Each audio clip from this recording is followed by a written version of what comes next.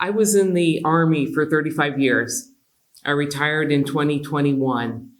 For 35 of those years, or for 25 of those years, I served under either a policy or the law that was don't ask, don't tell, that made me hide who I was in order to serve my country.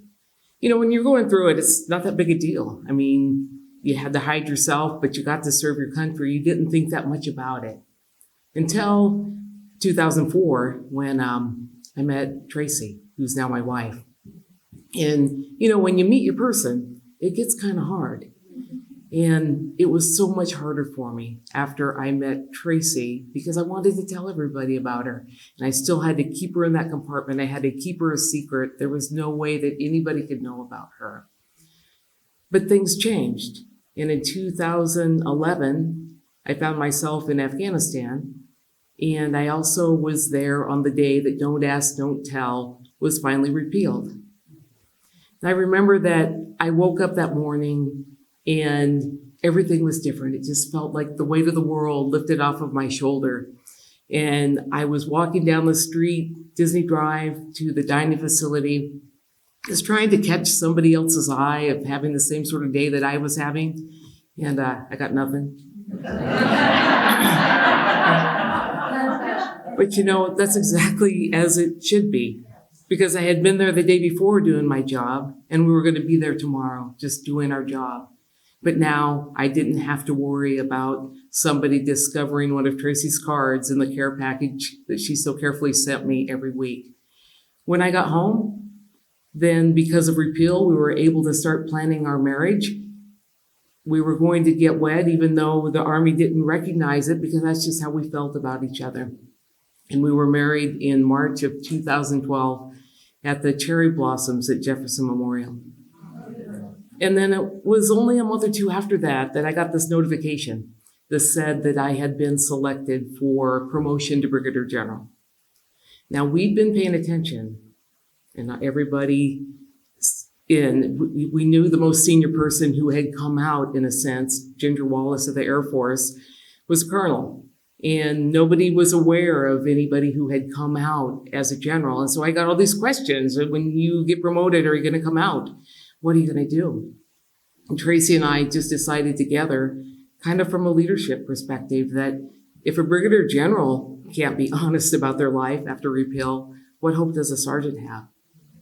And so we decided it was the right thing to do, to go ahead and we would use the promotion ceremony as my coming out and our introduction to the world. So it was a beautiful ceremony, like many of you who are in the military have participated in.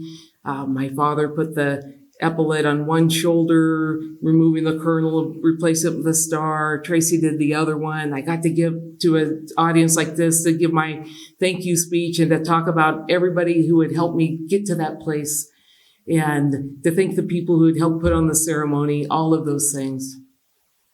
Later that night, Tracy told me, you know, you didn't mention my name one time in your remarks. I was so practiced, as so many of you were.